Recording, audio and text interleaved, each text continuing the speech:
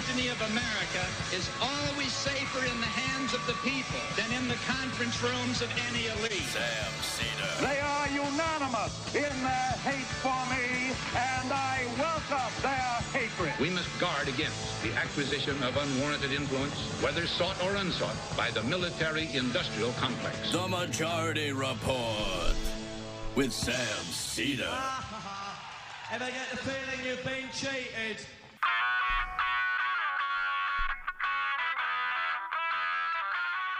It is Tuesday, May 3rd, 2022. My name is Sam Seder. This is the five-time award-winning Majority Report.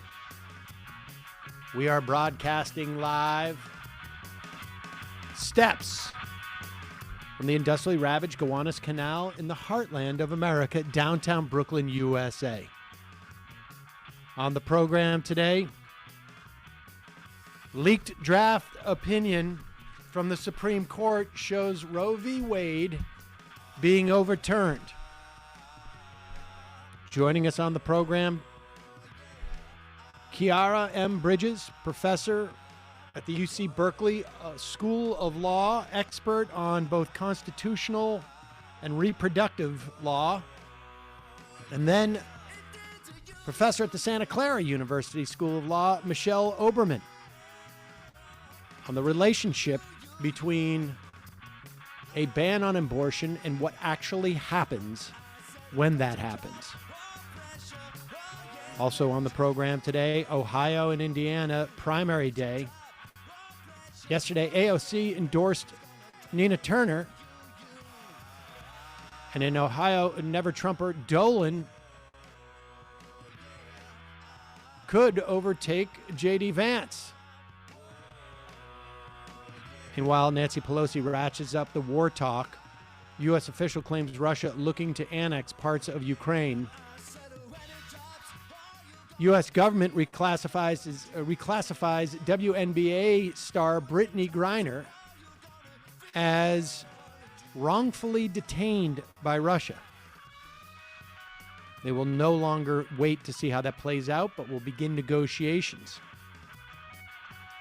Amazon labor union undaunted after election loss in the second Staten Island warehouse.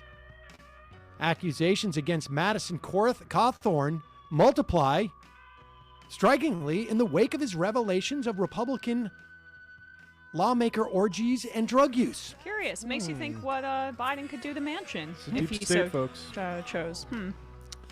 Fed poised to raise short-term interest rate by a half a point, just the beginning, as they try and increase worker anxiety. Former NYC cop convicted of assault in his January 6th case. 3 pro-Trump congressmen refused to testify to the January 6th committee. And New York City moves into a higher COVID risk category as of yesterday, soon to be coming to a city near you. All this and more on today's program. Welcome, ladies and gentlemen. Thanks for joining us. It is a pretty disturbing day on some level.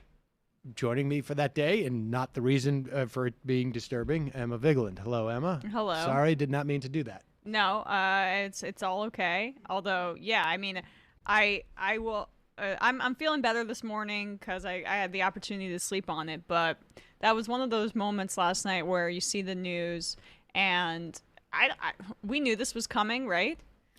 But to have it actually happen, it was my heart was in my throat for a good part of last night. And we're going to talk about this to some degree. I don't know what particular insights maybe our guests may have to this, but there is a question as to whom leaked this. The idea of a leak is not completely unprecedented, but a full brief, or I should say opinion or draft opinion, leaking this far in advance from when the court was going to be public on it is unprecedented. And, well, here was the first reaction that we saw, at least in terms of of protesters. This is out in front of the Supreme Court last night after this leak showed up in Politico.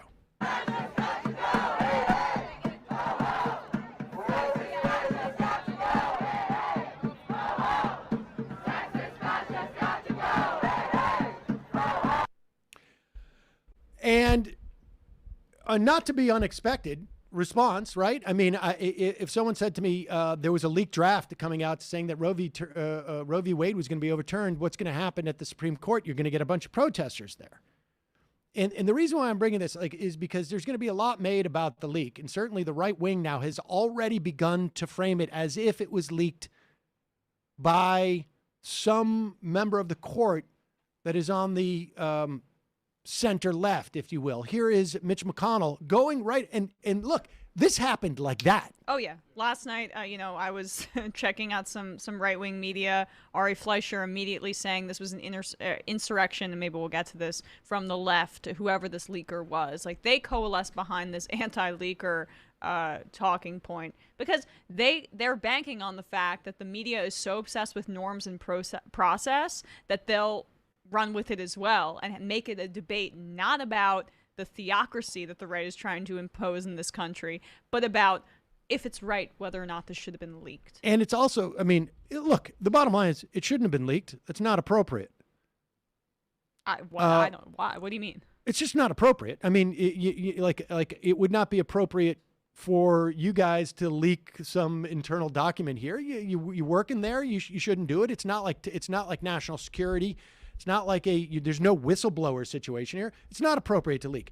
But the idea that it was necessarily a left, wing or liberal leak, I think is one that we should make sure that we question. There's no doubt they're using the question of the leak to distract. I think this is incredibly newsworthy and important to leak. Well, I mean, it depends on the motivations of the person. Again, now we're having the conversation about the leak, but like, let's play McConnell's here because this is the accusation here. And now, last night, a shocking new breach. Somebody, likely somebody inside the court itself, leaked a confidential internal draft to the press, almost certainly in an effort to stir up an inappropriate pressure campaign to sway an outcome. The radical left immediately rallied around the toxic stunt. The cheerleaders for partisan court packing applauded what they suggested was the work of, quote, a brave clerk, making a last-ditch Hail Mary attempt to cause a political firestorm and cause the court to reconsider. Liberals want to rip the blindfold off Lady Justice. They want to override impartiality with intimidation. They want to elevate mob rule over the rule of law. They want to force Lady Justice to carry a baby to term. They want to force her pregnancy. Look, I don't think there's that much value in arguing whether it's appropriate or not for a clerk to leak draft opinions. I mean, I think that it all rests on your respect for the institution of the Supreme Court, which I don't respect. No, I don't have any respect for the institution of the Supreme Court, but the bottom line is you're going to take a job there. Presumably you do. And if you're going to work there, it's not appropriate. You got to let the process play out. But that's irrelevant. Honestly, at the end of the day, the appropriateness of it is irrelevant. Obviously, if they find out who it is, they're going to fire him. I don't think there is any type of law against leaking there any more than there would be here. But But what we do here is not going to affect half the population. Every single ruling that they do will have great impact in society, and the court would not function if every opinion was leaked.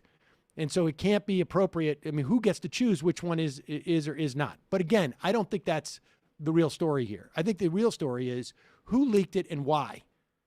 And it is far more likely since just as a sheer numbers game, that you have far more right-wing clerks on that court with a 6-3 breakdown than you would left-leaning.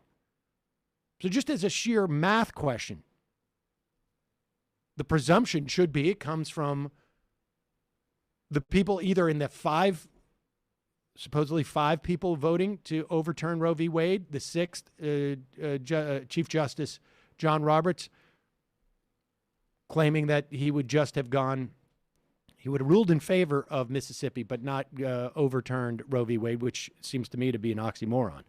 But why would someone leak this?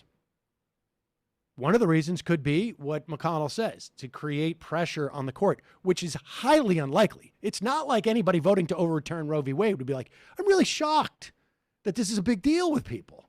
Of course there's going to be protests. My 14-year-old, my 16-year-old daughter could have anticipated that.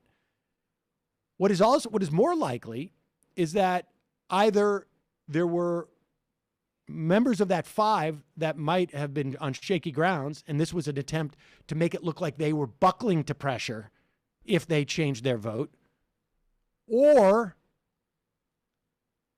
they are already anticipating, this thing's written in February, it's 3 months later, they're anticipating a slightly less aggressive Alito ruling, and they want to set the parameters of what's happening. They want to be able to say, like, it's not as bad as you thought when they came out, because that's been the game the Republicans have been playing with restriction of abortion the entire time.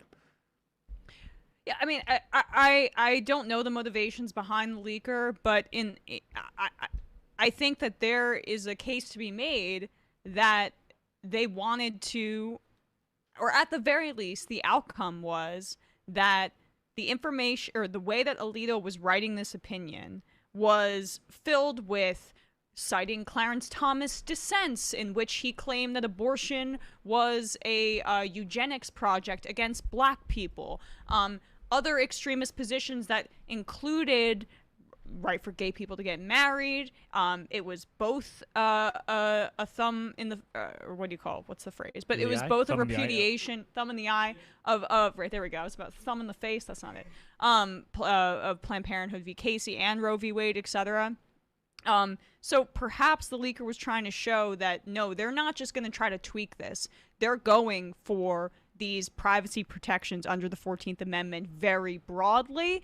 And John Roberts, Kavanaugh reportedly wanted to be a bit more diplomatic in their approach.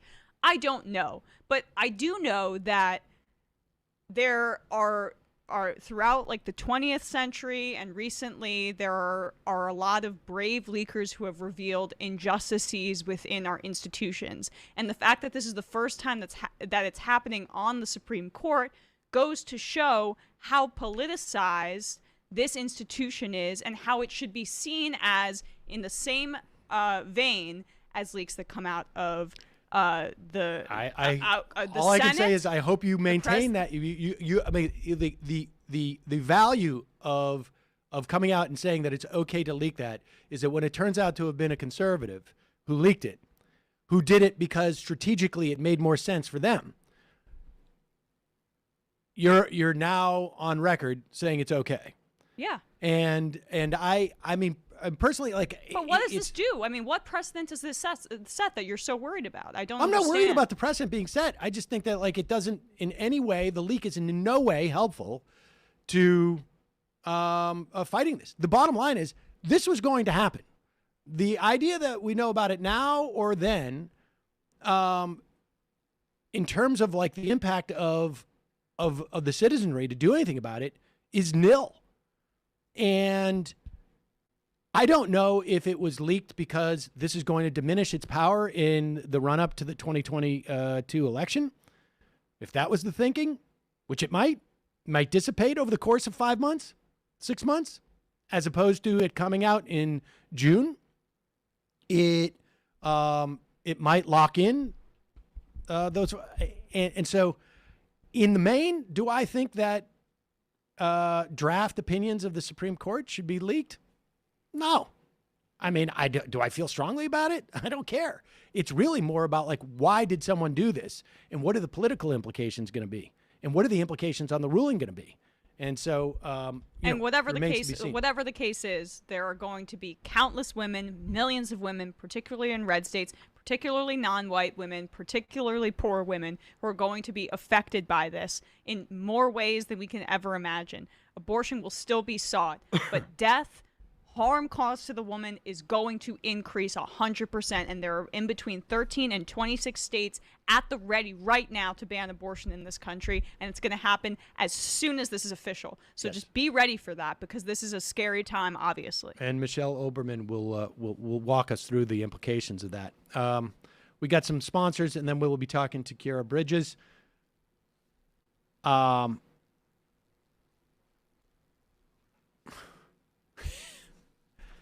Great ads today.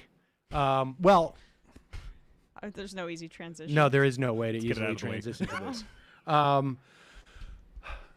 It helps you sleep, I guess, a little bit. A while back we had another sponsor for betting, and a longtime sponsor.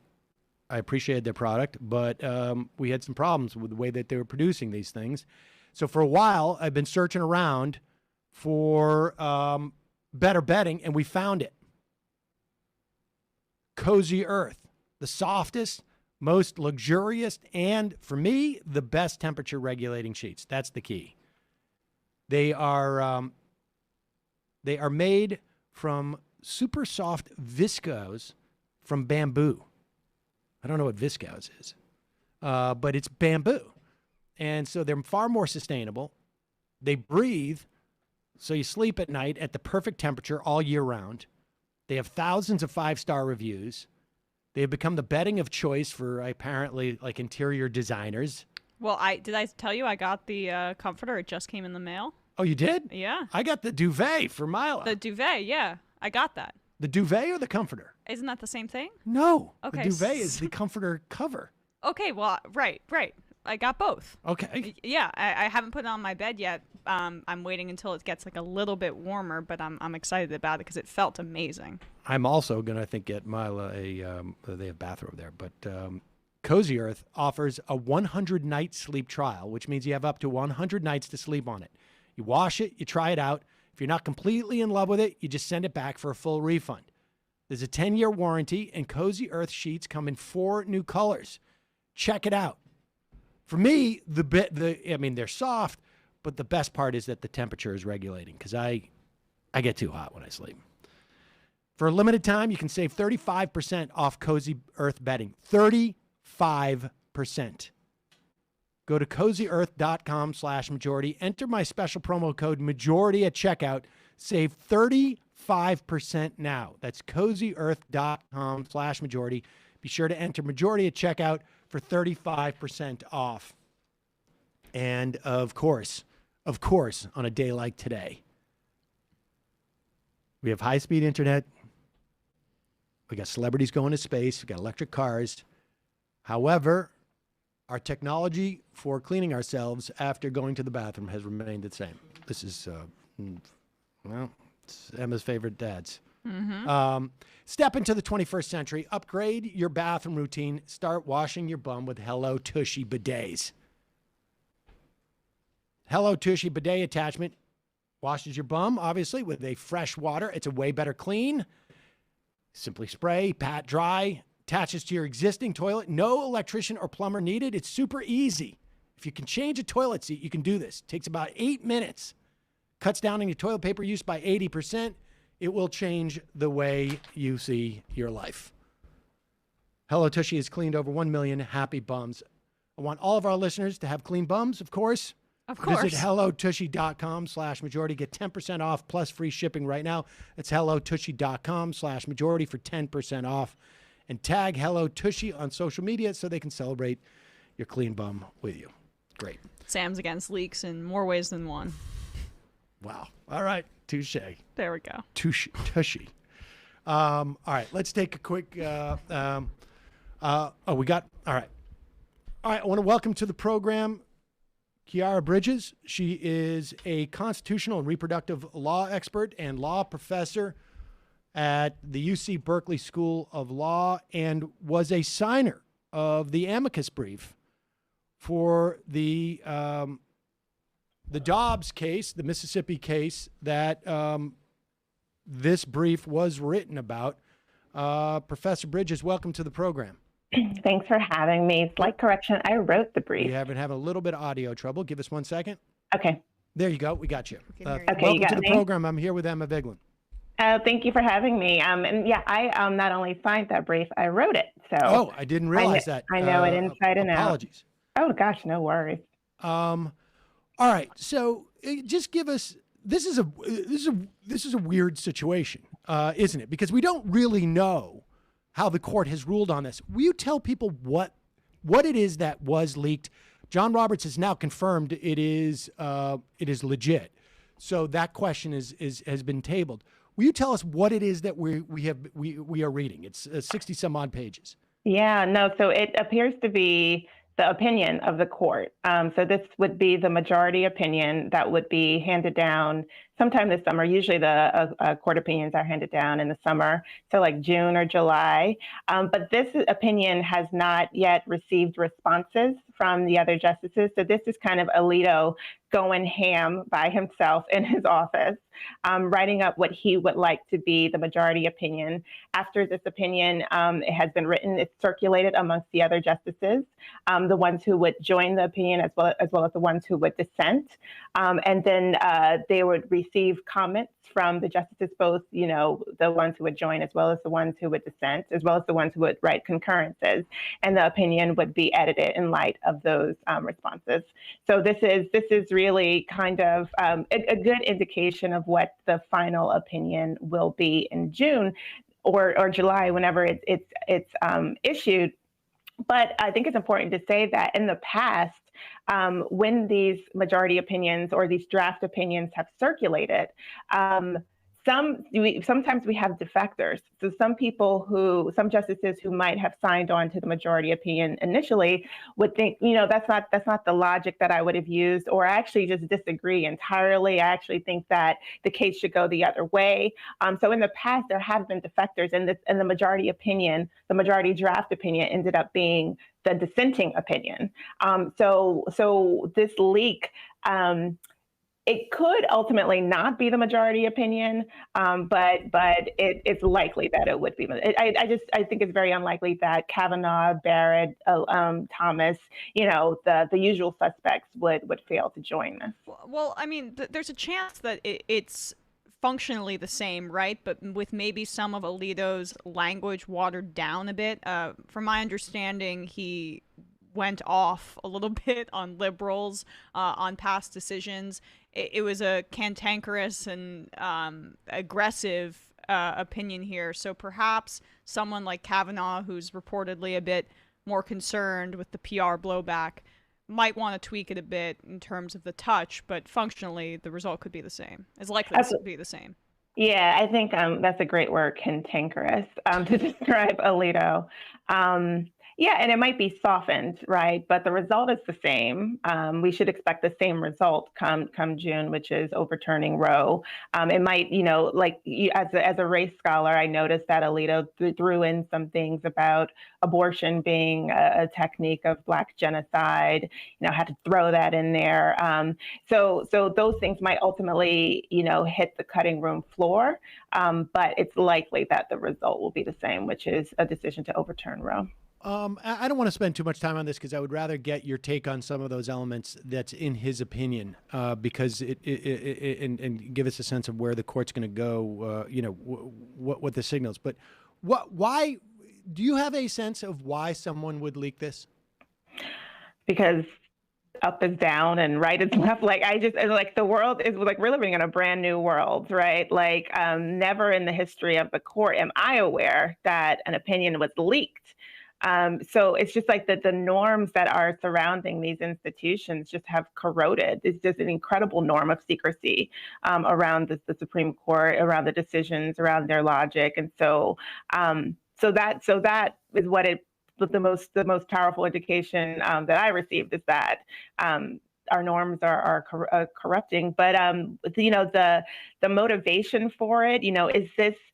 I think that there might be some truth to the claim that this is an attempt by those who want to see Roe overturned to stop any defectors from defecting, right?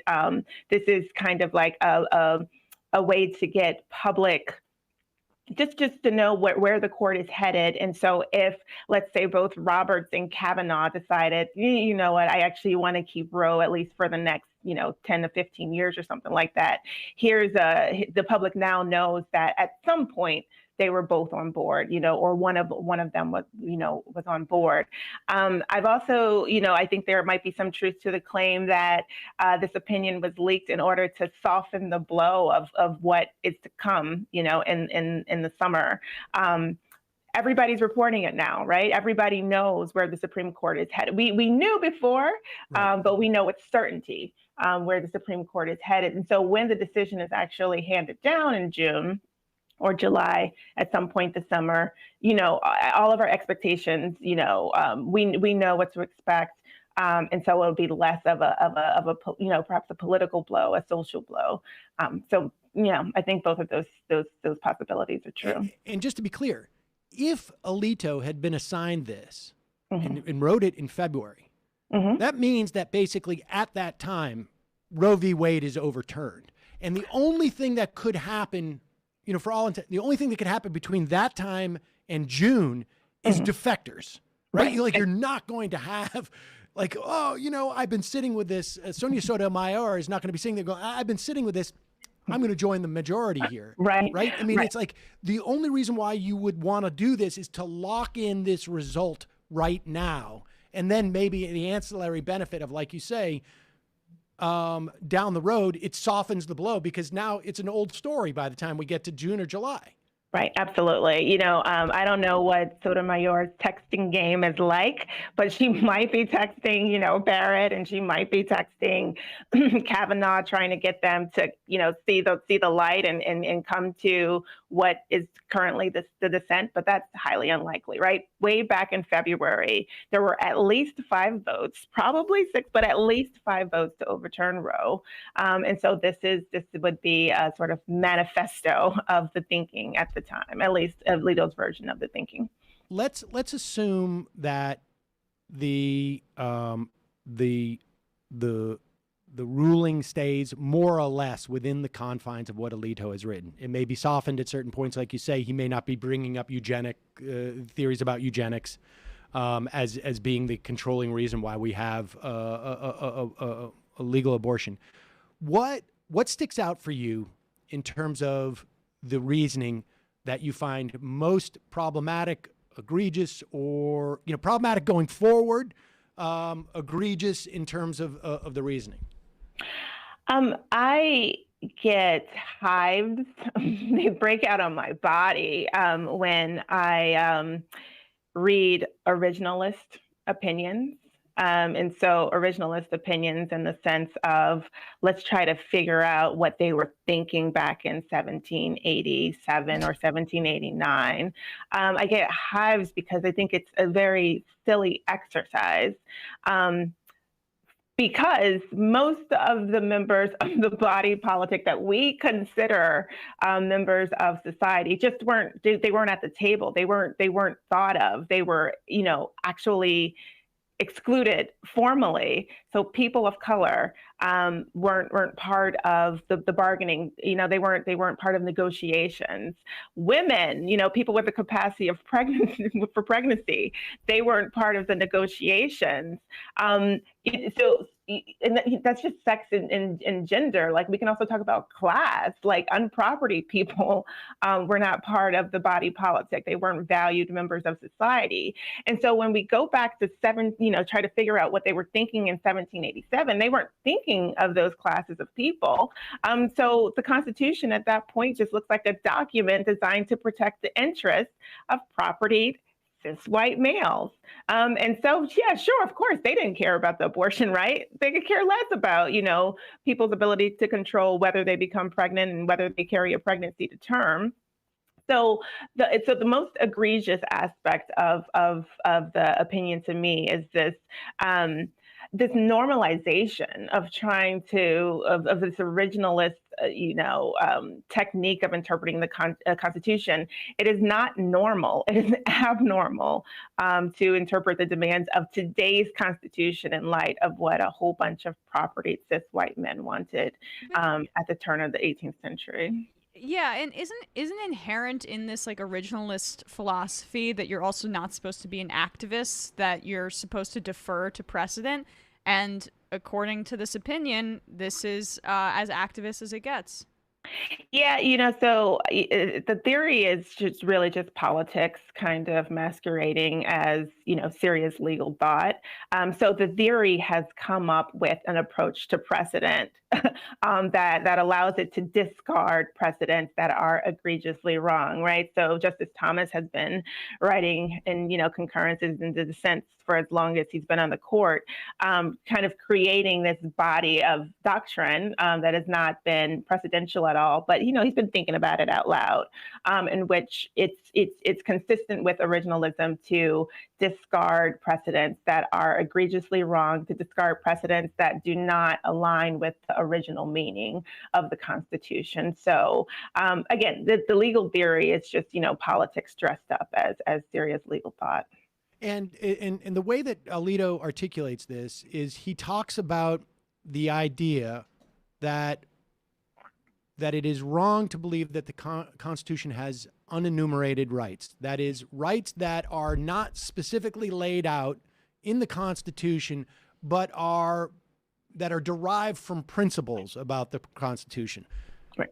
Right of privacy allows you to have, a relationship with your doctor where your doctor provides, contraceptive, right. that type of thing. And he goes through and he says, unless they are deeply rooted in American society, and as you say, they could have only been deeply rooted if they were really important to property owners, slave owners, frankly, in right. some instances, white men, and those are the only ones that are essentially, he's given away the game here a little bit, right? He's basically saying, we set this society up for a certain group of people to win. And we're going to abide by that. And that's basically it. What, and I don't ask this, obviously, I don't want this to be seen as diminishing the implications of this, because I think the implications of this are going to be huge, obviously. Right. But there's two parts to this ruling, right? There is the implications for abortion rights, and then a whole host of other rights. Yeah. What are implicated in that second sort of tranche?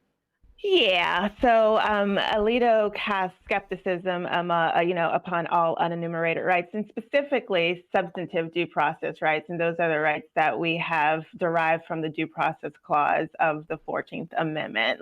So long history. I won't, we only have, we don't have that much time, so I won't give you the history, but this goes back to the 1900s, where the Supreme Court was interpreting the Due Process Clause to protect rights, rights to privacy, rights to control the education of your children, right? Rights to custody of your children, rights to access contraception in the 1960s, rights of unmarried people to access contraception. So what Alito is saying is that all those decisions dating back to the 1900s, illegitimate, right? So that means that those rights are vulnerable now. They're threatened. And there's nothing that would stop the Supreme Court from holding that this, Meyer versus Nebraska, this old case that said that you have a right to send your child to a school of your choice to get your child educated in the way that you want your child to be educated, that is a protected constitutional right. There's nothing that stops the Supreme Court from saying, well, that's substantive due process. That's trash. But looking forward, specifically in the 2000s, right, we started seeing the court use that same due process clause to protect the rights of LGBTQ people. So Lawrence versus Texas which held that it was unconstitutional for Texas to criminalize, quote unquote, same-sex sodomy, that opinion relied on substantive due process. And so when Alito says these unenumerated rights, they're made up, they're trash, they don't really exist, Lawrence v. Texas stands in the crosshairs. It means that it would open the door for Texas and any other, state to criminalize same-sex conduct, same-sex sexual activity. And then, of course, Obergefell versus Hodges built on Lawrence versus Texas. Obergefell versus Hodges being the Supreme Court case that held that the Constitution is properly interpreted to protect the ability of a person to marry another person of the same sex. So same-sex marriage equality, that stands in the crosshairs as well. So abortion, Roe v. Wade is just the beginning. The Supreme Court, I think it's important for people to understand that the Supreme Court is the judicial arm of the GOP. The Supreme Court is not an independent body. It's not apolitical at all. And so what the GOP wants, this conservative ideology, this conservative view of the country, the Supreme Court now stands prepared to sort of manifest it. And LGBTQ rights are likely the next to go. But I think it's important to recognize that all sort of reproductive liberties around accessing contraception, having children, not being coercively sterilized, those things are equally vulnerable from a constitutional standpoint. But the fact that that Alito's opinion explicitly targets Lawrence v. Texas, or at least alludes to it in a very specific manner, it's kind of a bat signal for Republican legislators around the country, because look, we gave you runway to implement all of these very restrictive abortion laws, and now we are rewarding you. We are rewarding you with this opinion. And Absolutely. Here embedded in my opinion, I'm giving you the damn roadmap to do this next. And this is the easiest way to get what you want. I mean, they're telling them in this opinion, do this next. Right. Absolutely. It's kind of like back in September, actually, when the Supreme Court allowed Texas SB 8 to go into effect. It was kind of just like, I see what you did there. Go ahead, keep doing it. We're not actually going to stop you. And so Texas is like, cool, we'll just, make sure that nobody gets abortions in the state past 6 weeks indefinitely. And then all these other states, followed the lead. And so, Kentucky passed restrictive abortion legislation. Everybody's queuing up, having read the clear signs from the Supreme Court Court's not going to stop anti-abortion legislation, not going to stop anti-abortion restrictions, or rather abortion restrictions. And so the signal, it takes a lot to not see the signs in Alito's draft opinion that he's opening the door to, focus next on Lawrence versus Texas. Right. Focus next on Obergefell. He's making it very plain that he doesn't believe that those decisions were correctly decided. The justices that sign on to Alito's opinion will be indicating that they don't think that those decisions were correctly decided, were correct interpretations of the Constitution. And so now it's an invitation for red states to, see what you can do, right? Like maybe stop issuing marriage licenses, maybe stop allowing LGBTQ families to adopt. Maybe, let's just, let's play with it a little bit, see how far you can get before you get a decision in which the Supreme Court overturns it entirely. So on that day in June or possibly early July, when this decision is announced, it may not be Alito's brief as we've read it today, but it is almost certainly going to be a 5-4 decision to overturn Roe v. Wade. 26 states, is my understanding, essentially in that moment will have a ban on abortion. There may be some slight variation between those bans, but basically abortion is done. Connecticut just passed a law, it's about to be signed, I think, by Lamont, that was aimed at protecting people who left, let's say, for instance, state of Texas and going to Connecticut, so they could countersue and get back all the money that they would lose if they were sued out of Texas. and it protects them. But I have two questions, and these are the two final questions. One, can a Connecticut create a law that would inhibit Texas' ability to have their law follow that Texas citizen to Connecticut to get an abortion, let's say?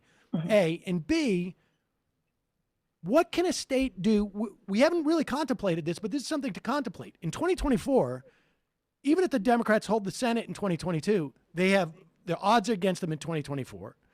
The House is probably going to be gone by 2024. It's not impossible to imagine that Donald Trump or Ron DeSantis or whomever it is going to be president. When the Republicans get all three branches of government, they could pass a federal ban on abortion. Is there anything the states can do in that instance? No. Well, I have to think more about it, but So what you are suggesting is absolutely likely, and the Democrats should have been planning for this possibility. I think that for so long we have been sort of leaning on the existence of Roe v. Wade, right? We had been just assuming. I mean, Supreme Court justice confirmations have been around. Whether a justice would or would not vote to uphold Roe v. Wade. So for so long, we have been relying on the Supreme Court's decision and abortion being protected as a constitutional right.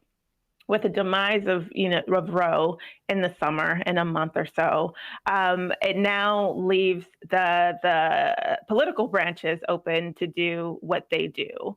And I think that we are fools to believe that the next step in the abortion fight is not, or the next goal for Republicans when it comes to abortion is not a federal statute banning abortion in the U.S. entirely, right? If you believe that the fetus is a life, you're not satisfied with a life being protected in Texas but killed in California.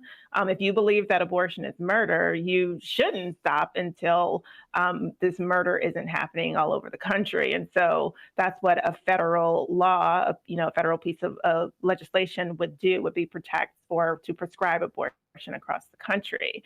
At that point, what could states do? I think it's states could do very little, like when you're facing a federal ban on abortion. Just like but I think it takes creativity to respond to something like that, right? So since 1973, we've had federal license to get an abortion, and so anti-abortion folks have had to operate within the constraints of that law. And I gotta say, they did it quite creatively and ingenious, and they did a great job since 1973 in whittling down the abortion right to where it stands today, which is not very good. And now this not very protective right that we have is about to be overturned. So I think that folks who support abortion rights have to be just as creative as anti-abortion folks have been since 1970. They were operating under a federal regime that they didn't like. They did a great job to make abortion inaccessible.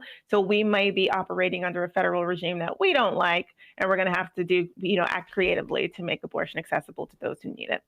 Kiara Bridges, law professor at UC Berkeley School of Law. Thanks so much for your time today. Really appreciate it. Thanks for having me.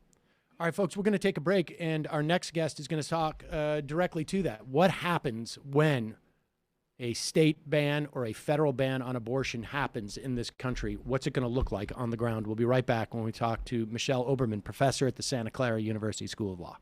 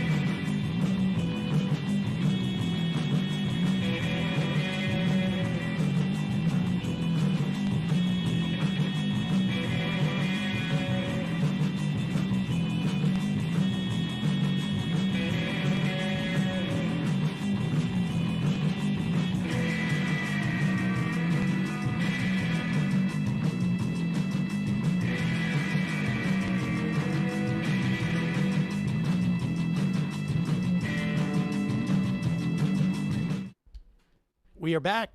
Sam Seder, Emma Vigeland on the Majority Report. Want to welcome to the program Michelle Oberman. She is a professor at the Santa Clara University School of Law.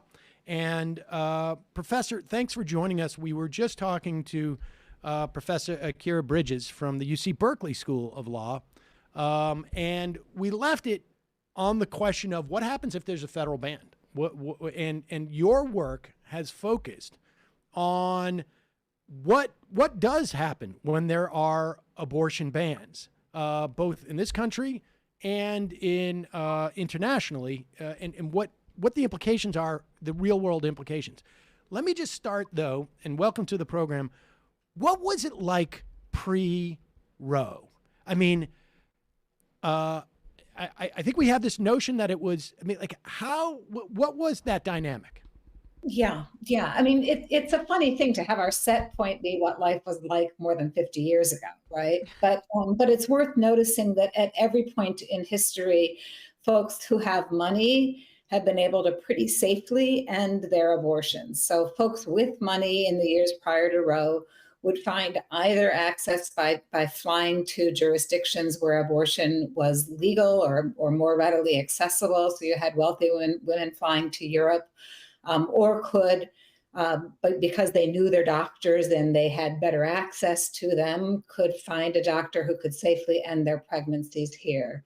The thing that's changed and changed dramatically in the past 50 years, and that you see really throughout the world, even in the poorest countries in the world, is that the availability of a safe, affordable, and effective means of ending a pregnancy in the form of abortion medicine has just completely changed the risks for the rest of us, right? So in a country like El Salvador, where the majority of the population lives on less than $5 a day, wealthy women can still get on a plane and fly to New York or Miami for a surgical abortion. But the vast majority of folks are ending unwanted pregnancies by accessing, just through a cell phone, a market in abortion medicine.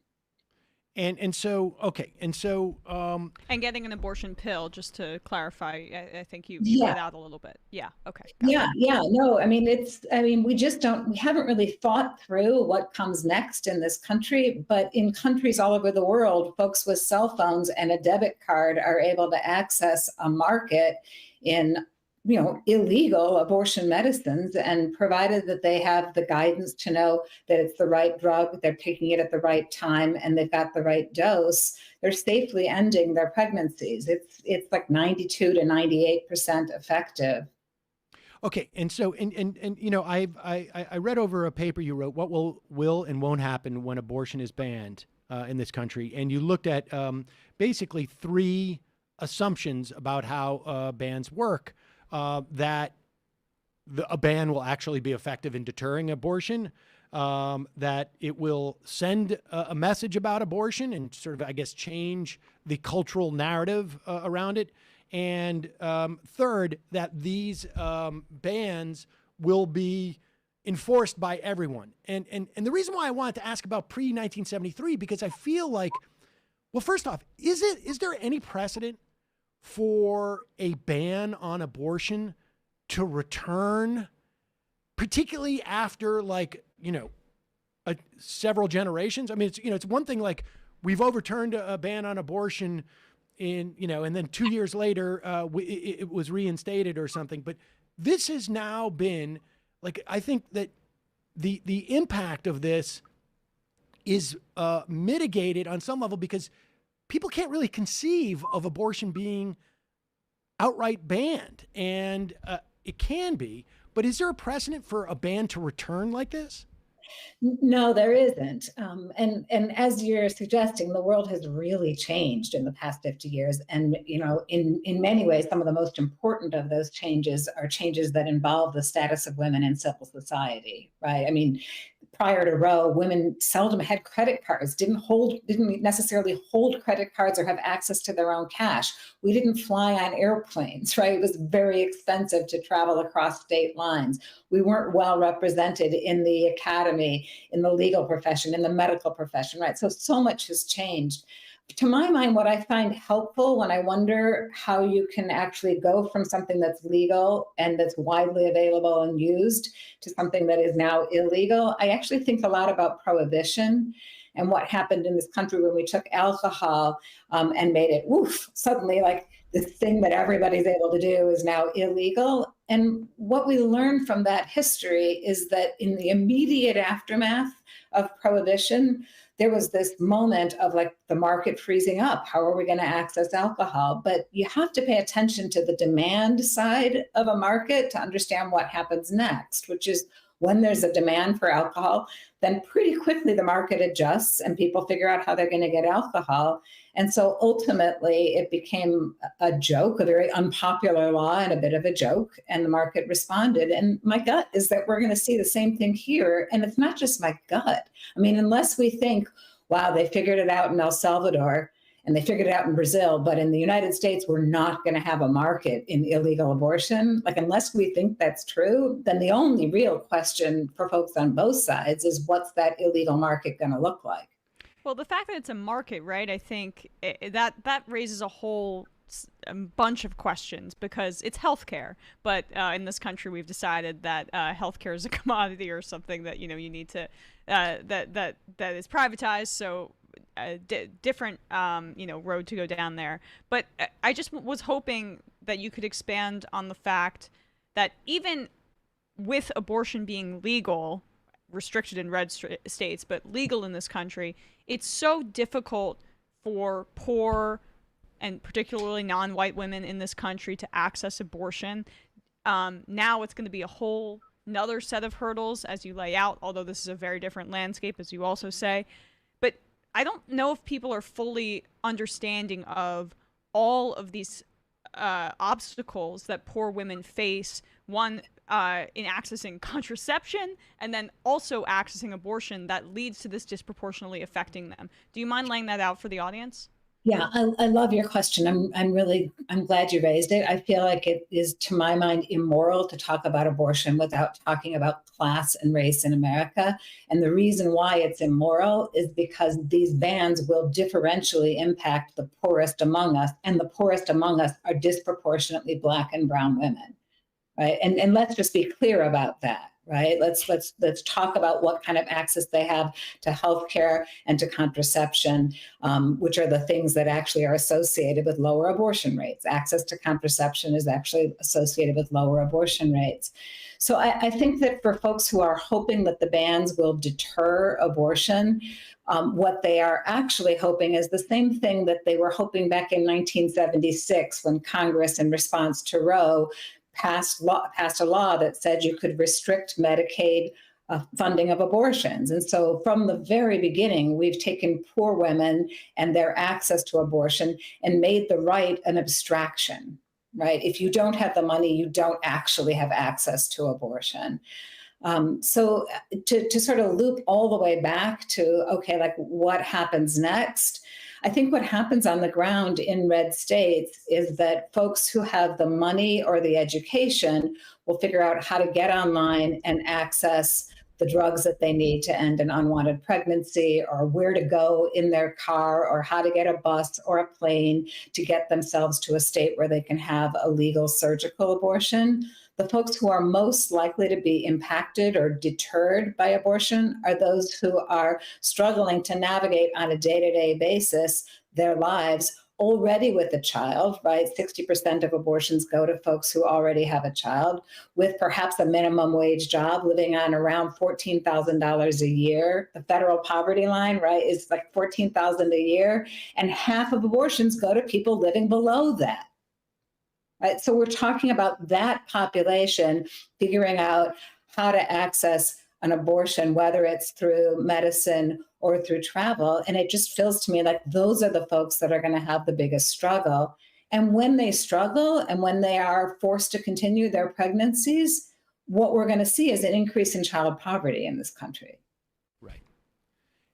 Do you think that because that the enforcement mechanisms and the incentive structure for enforcement is going to be different than it was pre-1973? Because it occurs to me that the reinstitution of this ban is going to bring with it, particularly in the red states, but if the Republicans get control of the presidency and certainly the Senate and the House, and we get a federal ban, I think like the DOJ, the number one department they're going to have is going to be, civil rights division is going to be dedicated to going after people who infringe upon the rights of fetuses, essentially.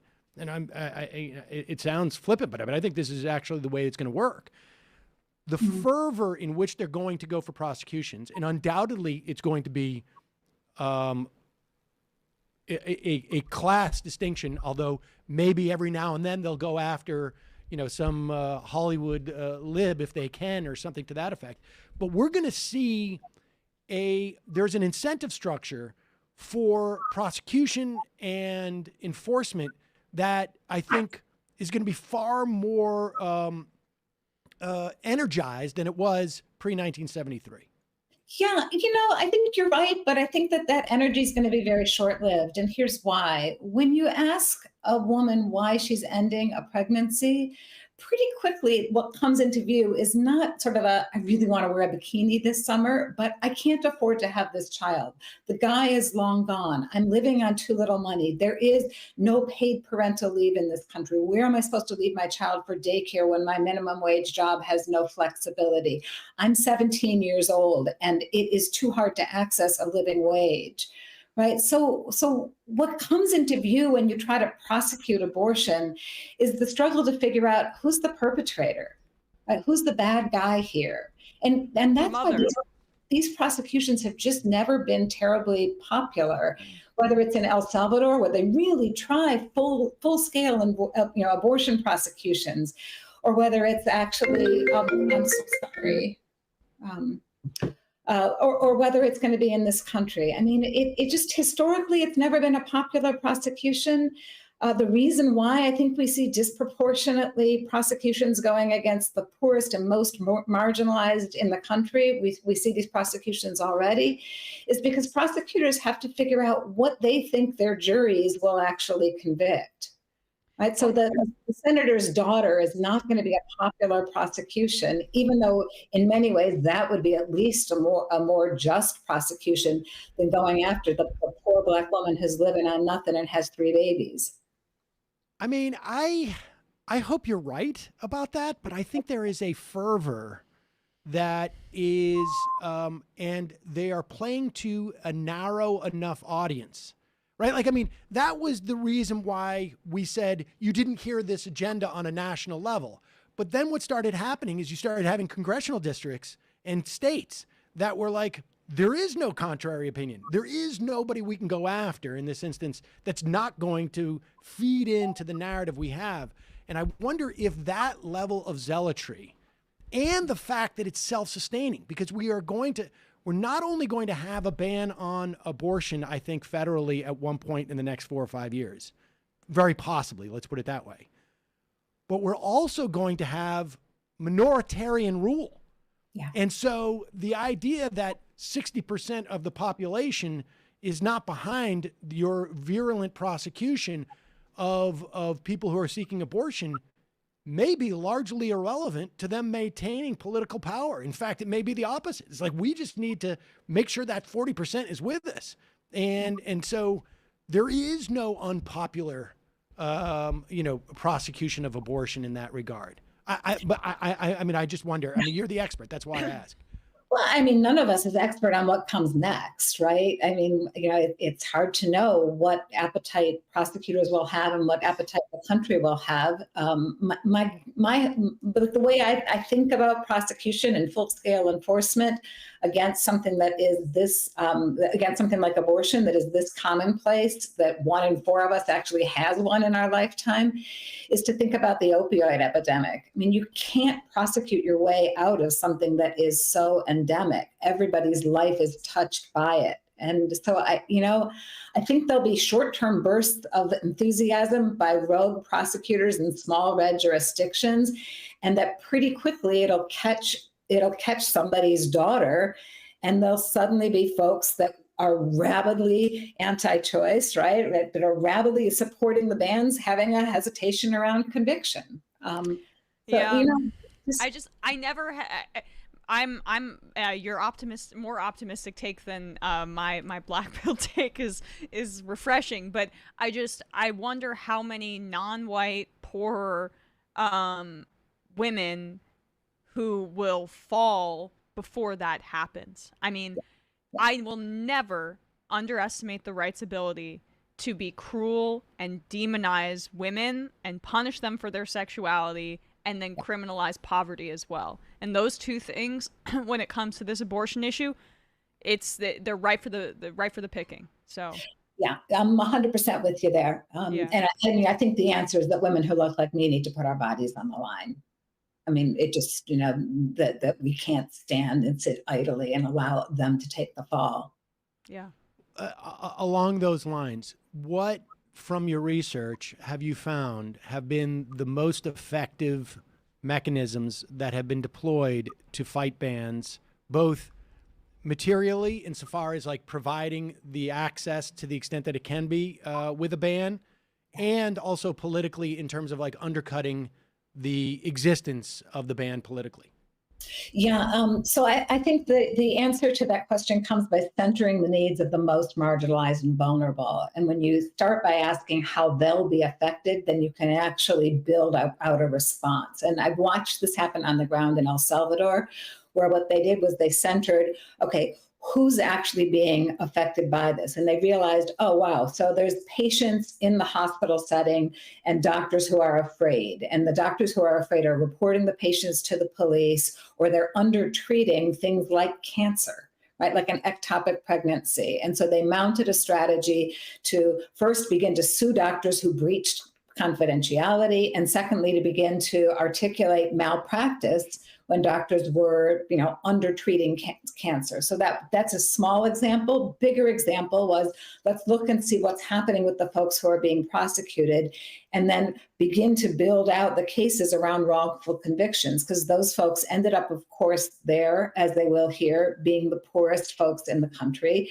poorly represented by lawyers who were incompetent, convicted by judges who were sloppy. So they put a team of lawyers on those cases, and they've had an exoneration rate that is astonishing. In the past 10 years, they've found close to 30 cases of women who've been exonerated as fully innocent and sent home from prison, right? The majority of cases of women serving sentences in El Salvador have now been exonerated.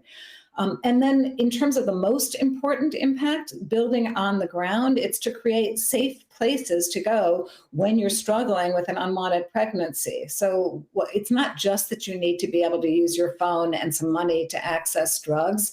You need to find somebody who can tell you this is the right drug, this is the right time to take it, this is what to do when you go to the hospital. If you have, this is what's abnormal, what would cause you to have so much bleeding to go to the hospital. This is what to tell the doctor. So we need trusted advisors. They don't have to be professionals, but trusted advisors to walk us through it. Think about abortion doulas, you might call them, right? We have that movement here. It just hasn't been scaled up. But that's what we need. We need something to combat the misinformation. And I think we'll save the most vulnerable in that way. But if we're just worried about how are wealthy white women going to survive without a right, then we're really missing the import of this moment. So it's conceivable we could see a network of these abortion doulas and people like just basically putting billboards up, across the country. Text 503 whatever it is to get more information type of situation. Yeah, I mean, like it already exists. There already are chat lines and text lines. I think that what we need is actually a scaled up that's not just like billboards, but that is interpersonal, right? I think about like wearing a button that rather than having a coat hanger, it has pills on it, right? Like, here I am, I'm safe, ask me. I just don't see any way around it. And I know from COVID misinformation and from this world in which we've got so much misinformation around vaccination, that it's going to be a challenge. It's not a simple problem. And that's why I think it's very interpersonal. Like, it can't just be, here's a billboard. It has to be, here am I, you trust me, and I can walk you through this. Right. I really appreciate your insight for this. It is it's it's a horrible day, but it really is not just a day. I mean, that is the point. It is going forward. Michelle Oberman, professor at the Santa Clara University School of Law. Really appreciate your time today. My pleasure. Thank you. Thanks for having me. So much. Thanks, Emma. All right. Fun halftime. Yeah, folks. Jesus. Yeah. I mean, this is the thing too, is that like, I am quite convinced that this leak was done to, maybe both lock in votes and to certainly depreciate the strength of the pushback, because it's not like this is, remember, this is like what Bill Barr did with the Mueller report. Came out, provided a definition before the report came out, made it impossible for the report itself to be digested as it actually was, started the narrative there. If the narrative goes from, Alito's version of the 5-4 to like Kavanaugh's version of the 5-4, where it's not, that's going to be the story. I mean, I'm willing to bet at least portion of Miles. Well, let's do Saul's, because Saul's got more. I got more time to make runway, it up. Right? Of his college fund. That what we're going to see by the New York Times and the Washington Post when the decision is revealed, that it's going to be anti-abortion 5-4, but not as harsh as it at first gleaned. But in fact, it will be as harsh. But I don't find value in looking at. I don't think this is going to do much to dilute the opposition to Roe v. Wade getting overturned. We could pick apart the politics of like Edward Snowden and what was the motivation behind his leaking of things, and yet it is still heroic and material. I'm not saying this was heroic, but it was still very important for us to have that information. We don't know how things are going to shake out. I don't respect the institution of the court. I don't respect the norms. I don't particularly care if a liberal opinion gets out early or if a conservative one gets out early. This one is so monumental that, Well, I guess from my perspective, it's incredibly newsworthy. I'm not disagreeing. Well, of course it's newsworthy, but I'm not disagreeing with, that I'm worried about the institution of the court. I mean, I think just, it's not I'm not trying to protect norms in it. I'm saying this is disadvantageous. This is a disadvantage for those who are against the 5-4 ruling. That's my point. And I mean, it remains to be seen, but that's what I'm guessing. We are going to head into the fun half of the program. We're going to welcome Nomi Konst, who might have a couple of thoughts about this. Maybe. Just a reminder, it is your support that helps this program survive and thrive. You can become a member at jointhemajorityreport.com. When you do, you not only get the fun half, or the free half, free of commercials, you get the so-called fun half, which is on occasion fun. Today probably not so much. Well, we'll see. Maybe. I'm trying to look at the sound sheet to see if there's literally even anything that's fun on here. There's some we fun don't stuff. Know. But we it's always an endeavor. Also, come out, see the Boston show live. We are 2 weeks away, less than 2 weeks away. You don't want to miss this. We've got great music. We've got great discussion about, I imagine we're going to be talking about Roe v. Wade with Natalie Shore, and we're going to be talking to some environmental activists doing some work up in Boston. We've got a special guest. It's going to be great. And there's going to be hundreds of your fellow Majority Report listeners or watchers. So check it out. Matt, what's happening in the Matt Leckian media universe?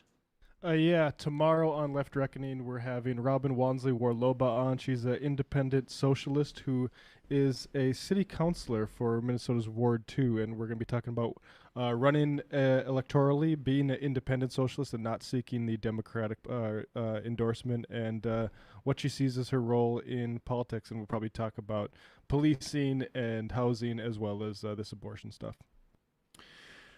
All right, let's bring Nomi on so she can tell us what's happening on her program. Hi, Nomi. Great Hello, day. guys. How are you?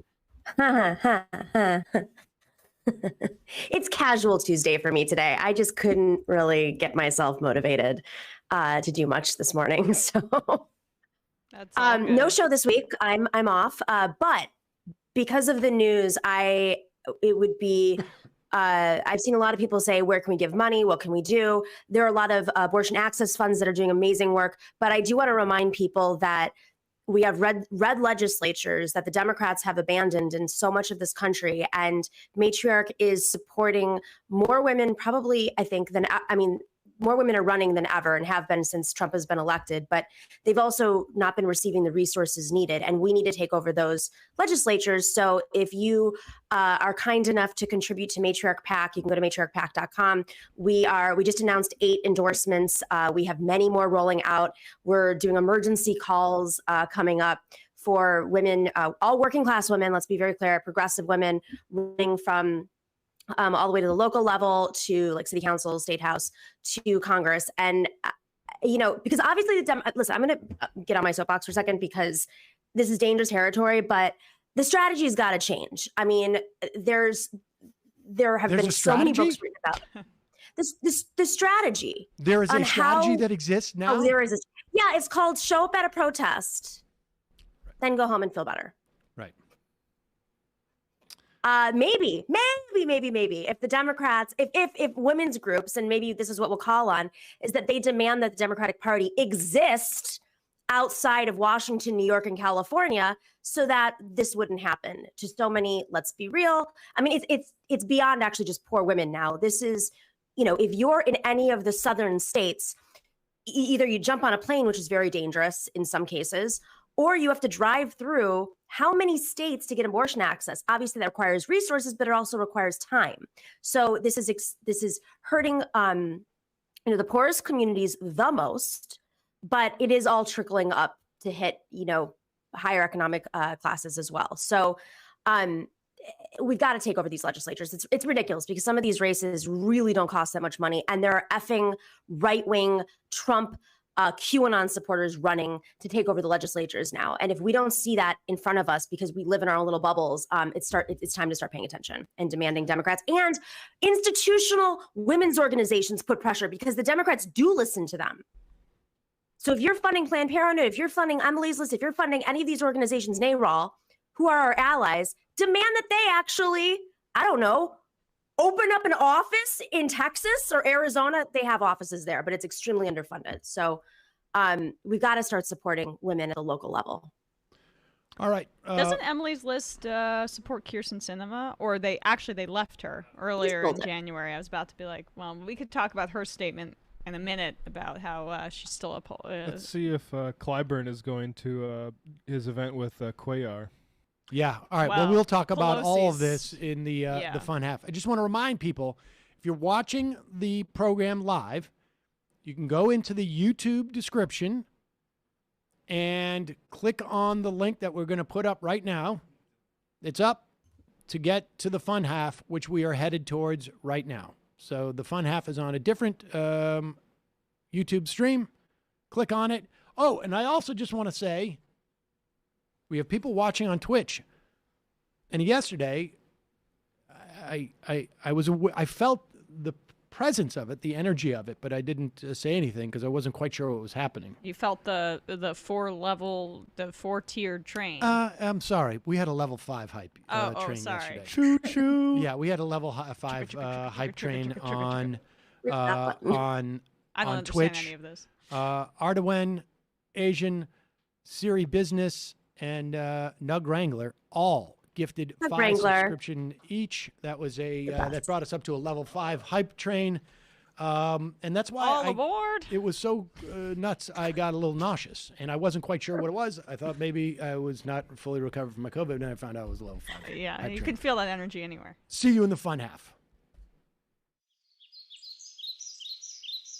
3 months from now, 6 months from now, 9 months from now. And I don't think it's going to be the same as it looks like in 6 months from now. And I don't know if it's necessarily going to be better 6 months from now than it is 3 months from now. But I think around 18 months out, we're going to look back and go like, wow, What? What is that going on? It's nuts. Wait a second. Hold on for a second. The Majority Report.